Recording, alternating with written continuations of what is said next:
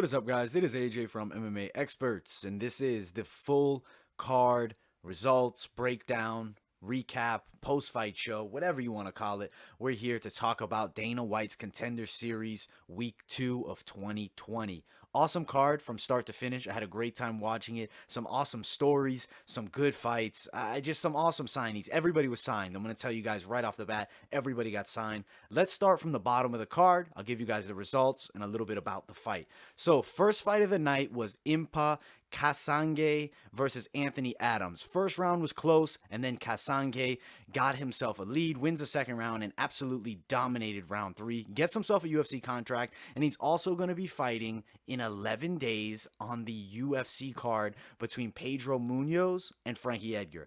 Awesome. Congrats to him. Anthony Adams, decent fighter, definitely needs a bit of work. His grappling defense got to get a bit better, but honestly, I think he does have potential in MMA, but he is a bit older, so now is the time. We'll see, though. Impa, young guy, ton of potential. He looks really good. Congrats to him with a win. Let's move up to the next fight. This was super impressive. In my opinion, one of the most impressive performances of the night. TJ Laramie stops Daniel Swain between rounds. After round 1, Swain could not continue.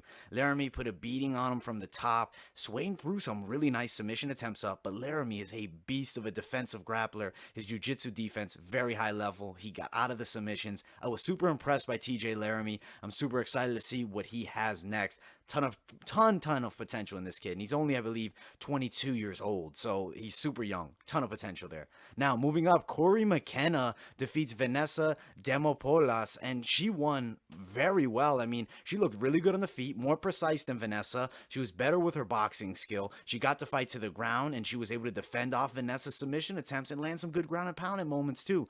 Wins this fight, gets signed by the UFC. She's only 21 years old. The UFC decided to sign her. It's at 115. You know, hopefully they don't overmatch her too soon, but I do think she has a ton of potential. She's a really good girl with a bright future. Trains with Uriah Faber's team. Obviously, Team Alpha Male, there's a ton of savages. She's definitely going to be in good hands, and I cannot wait to see her fight again. And Vanessa, too, showed a ton of heart, and I really would like to see Vanessa fight again, and I think she has the potential to earn another shot on Dana White's Contender Series. Her jiu-jitsu is very good. She just ran into a young girl that has a ton of potential, absolute ton of potential. But moving up, Adrian Yanez defeats Brady Huang in 39 seconds. Adrian Yanez is a beast. I'm going to tell you right away, his boxing skill was so high level. I mean, the way he cut angles, the way he landed that combination and put out Brady was beautiful. Adrian Yanez obviously got signed. He looked surprised that he got signed. He was just so ecstatic and excited. Great backstory too. His tragic loss of his father 4 years ago. Very emotional about that and talked about in his post-fight interview. So happy to see him win here. He seems like a really good guy. He got comparisons to Jorge Masvidal, which that's super cool. And honestly, I can kind of see it on the feet. He's got that really slick boxing skill. Not a lot of guys have that level of boxing skill in MMA. I think this kid has a super bright future. And for Brady Huang, I think he has a lot of potential at 11-2. He got caught by a guy that was an absolute beast and a big puncher. But I do think Huang eventually earns his way to the UFC and does come back. I think he has a ton of potential as well. But Adrian Yanez might be a guy to watch out for as far as like championship material.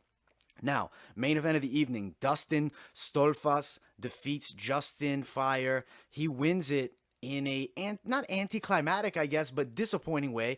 Picks up Joseph, slams him to the ground. Joseph's elbow comes out of socket. I mean, it dislocates. It was brutal, nasty, and Dustin gets the win. Before that, it was competitive on the feet. Dustin was landing some nice leg kicks. Joseph was as well. Joseph takes him down, works a bit on the ground, but really wasn't able to do much against Dustin because Dustin's grappling skill is high level. You could tell right off his back, he was elite level. I think he has very bright future at 185. Even Dana White said he expects big things out of this kid. Awesome signing. Every fighter on the card was signed.